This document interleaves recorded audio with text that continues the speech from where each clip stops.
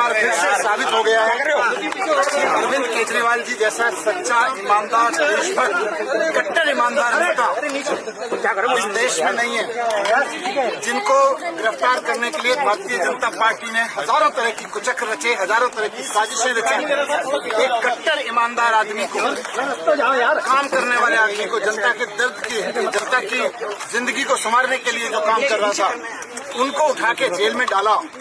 इससे बड़ा पाप लोकतंत्र के इतिहास में नहीं हुआ। आज ऑनरेबल सुप्रीम कोर्ट को हम नमन करते हैं, उनको सलाम करते हैं, उनका धन्यवाद करते हैं। हम इस देश के संविधान का धन्यवाद करते हैं, बाबा साहब का धन्यवाद करते हैं, जिनके बदौलत आज सच्चाई की जीत हुई है। और ये खाली सच्चाई की जीत की बात नहीं है, झूठ भी एक्सपोज हुआ है।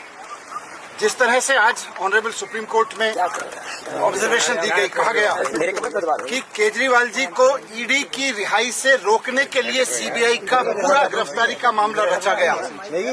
हम बार बार कह रहे थे, सिंघवी साहब ने, हमारे जो सीनियर एडवोकेट थे, उन्होंने ऑनरेबल कोर्ट के सामने बार बार ये शब्द दोहराया कि ये इंश्योरेंस अरेस्ट था। ये किसी गलत काम के लिए अरेस्ट नहीं किया गया था, कोई करप्शन के लिए अरेस्ट नहीं किया गया था। भारतीय जनता पार्टी चुनाव में नहीं जीत पाती, पार्टी को नहीं तोड़ पाती, तो एक इंश्योरेंस अरेस्ट किया गया कि इस आदमी को जेल में डाल दो तो इनकी पार्टी टूट जाएगी, इनकी सरकारें ध्वस्त हो जाएंगी। लेकिन मैं बाबा साहब को और संविधान को याद करते हुए, धन्यवाद करते हुए, ऑनरेबल सुप्रीम कोर्ट को धन्यवाद करते हुए, सिंघवी साहब का धन्यवाद करते हुए, आम आदमी पार्टी के एक एक कार्यकर्ता, एक एक लीडर, पार्षद, एमएलए, एमपी, सबको भी बधाई देना चाहता हूं, धन्यवाद देना चाहता हूं कि ऐसे संकट के समय में जब भारतीय जनता पार्टी अपनी पूरी ताकत के साथ, अपने पूरे चक्रों के साथ उनको कुचलने की कोशिश कर रही थी, वो टूटे नहीं, हटे नहीं, झुके नहीं, सच्चाई के साथ लड़े रहे। सच्चाई की जीत हुई है, हम बहुत खुश हैं। आने वाले समय में इससे और सच्चाई के लिए लड़ने वालों को ताकत मिलेगी। बात सिर्फ केजरीवाल जी की नहीं है, जो भी आदमी सच्चाई के लिए लड़ रहा है उसको ताकत मिलेगी। ये हमारे सबके लिए बहुत भावुक पल है। हमारे बड़े भाई, हमारे मित्र, हमारे गुरु केजरीवाल जी, जिनको इस तरह से अंदर डाला गया जेल में, सबके लिए बहुत दुखद क्षण था। एक एक कार्यकर्ता के लिए बहुत दुखद क्षण था। लोग रोए हैं उनके लिए, इस बात के लिए लोग रोए हैं। लोगों ने प्रार्थनाएं की हैं, लोगों ने दुआएं की हैं, उनकी आज दुआएं सफल हुई हैं। मैं उनको भी धन्यवाद करना चाहता हूं। मैं ईश्वर को भी धन्यवाद करता हूं कि उन्होंने हमारी सर कार्यक्रम बता दीजिए। अभी पूरी लीगल प्रोसेस होगी। ऑनरेबल सुप्रीम कोर्ट के आदेश के अनुसार जिस तरह का लीगल बॉन्ड वगैरह है, उसके बाद में वहां से एक बार सारी फॉर्मेलिटीज पूरी होने के बाद में हमारे वकील जैसे हमें निर्देशित करेंगे। फिलहाल हम सभी मित्र लोग, सभी पार्टी के लोग, कुछ लोग मेरे साथ में, हम लोग साथ में थे। अभी हम केजरीवाल जी के घर जाएंगे। माता जी जो हम सबकी माता जी हैं, आदरणीय हैं, उनके आशीर्वाद लेंगे, पिताजी का आशीर्वाद लेंगे, भाभी जी के साथ मिलेंगे। अभी हम वहाँ झुकते हैं तानाशाह, झुकाने वाला चाहिए।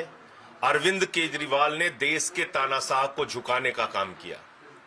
एक्साइज केस में कहीं कुछ नहीं मिला, किसी भी व्यक्ति के खिलाफ कुछ नहीं मिला। एक झूठ का पहाड़ खड़ा करके भारतीय जनता पार्टी ने, मोदी सरकार ने ईडी, सीबीआई का इस्तेमाल करके आम आदमी पार्टी को खत्म करने की कोशिश की, अरविंद केजरीवाल को खत्म करने की कोशिश की। लेकिन सच की जीत होती है, अन्याय का अंत होता है, तानाशाही का अंत होता है। और आज अरविंद केजरीवाल जी बाहर आएंगे और अब हरियाणा के चुनाव में भी हम लोग पूरे मजबूती के साथ जुटेंगे, दिल्ली के चुनाव में भी जुटेंगे और इस तानाशाह हुकूमत का अंत होगा। अब इसका समय नजदीक आ रहा है। निश्चित रूप से न सिर्फ पार्टी के लिए बल्कि पूरे देश के लिए, हर उस व्यक्ति के लिए जो प्रजातंत्र पर भरोसा करता है और इंडियन जुडिशरी पे भरोसा करता है, मुझे लगता है कि सत्य की जीत हुई है और आगे भी सत्य की जीत होती रहेगी। कोर्ट ने जो भी निर्णय लिए हैं वो उसका स्वागत करते हैं और पूरा देश स्वागत करती है।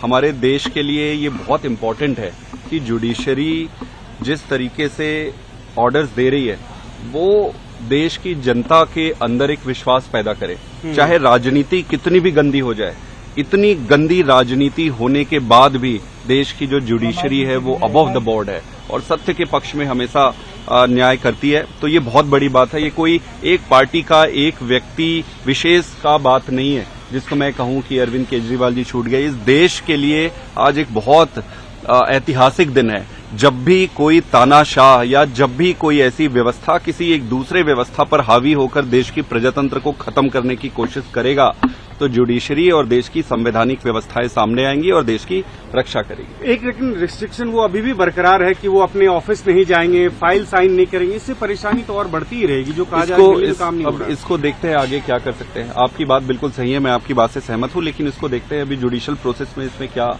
ऑप्शन है उस पर देखते हैं। आज अखबारों में छपा है करीब 40 लोगों को एक्यूज बनाया गया था और मात्र 2 लोग आज जेल में बचे थे, तो बेल तो मिलनी तय थी।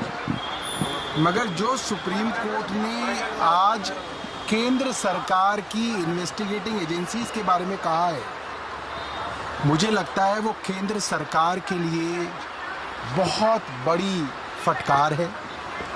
केंद्र सरकार की प्रीमियर एजेंसी को सुप्रीम कोर्ट ने कहा कि जो पिंजरे में तोते की बात सुप्रीम कोर्ट कहता था वो आज भी सीबीआई और इन्वेस्टिगेटिंग एजेंसी के लिए है। और ये बहुत ज़रूरी है कि ना सिर्फ सीबीआई इंडिपेंडेंट दिखे, इसका परसेप्शन हो कि ये इंडिपेंडेंट है।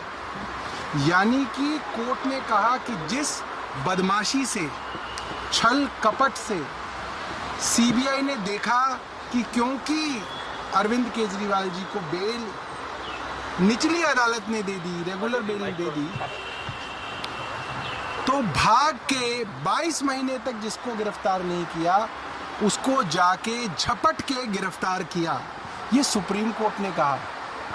सुप्रीम कोर्ट ने कह दिया कि पूरी की पूरी केंद्र सरकार की इन्वेस्टिगेटिंग एजेंसी अरविंद केजरीवाल को जेल में रखने के लिए ये सारे षड्यंत्र कर रही थी। ये बात सुप्रीम कोर्ट की बेंच कह रही है। सुप्रीम कोर्ट की बेंच ने यहाँ तक कह दिया कि क्यों मुख्यमंत्री के ऊपर ये कंडीशंस लगाई गई हैं कि वो सचिवालय नहीं जा सकते, फाइलें साइन नहीं कर सकते, मेरी समझ के बाहर है।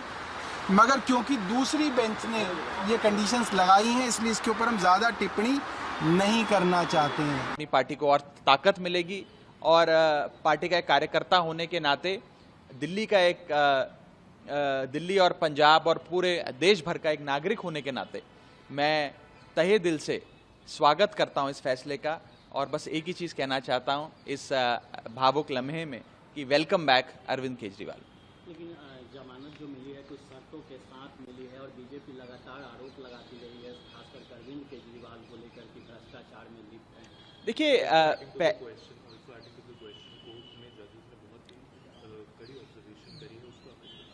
देखिए मुझे लगता है कि सुप्रीम कोर्ट का फाइनल ऑर्डर आने के बाद एक बार उसको पूरी तरीके से पढ़ने के बाद वकीलों के साथ बैठ के आगे की रणनीति बनाई जाएगी, पर्टिकुलरली कंडीशंस को लेकर जिसके तहत बेल दी गई है।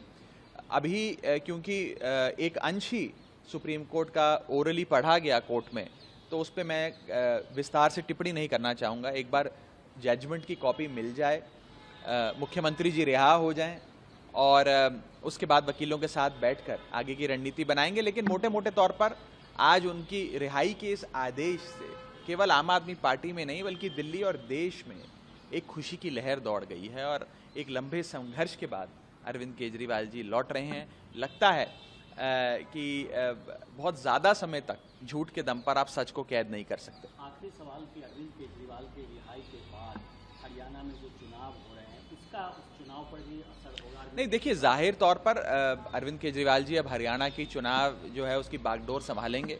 आम आदमी पार्टी हर चुनाव, दिल्ली हो, पंजाब हो, गुजरात हो या फिर आने वाला हरियाणा का चुनाव हो, वो सब अपने नेता, अपने राष्ट्रीय संयोजक अरविंद केजरीवाल जी की अध्यक्षता में लड़ती आई है। ये मेरा विश्वास है कि आते ही वे हरियाणा चुनाव में शिरकत भी लेंगे और उसकी कमान संभालेंगे आम आदमी पार्टी की ओर से।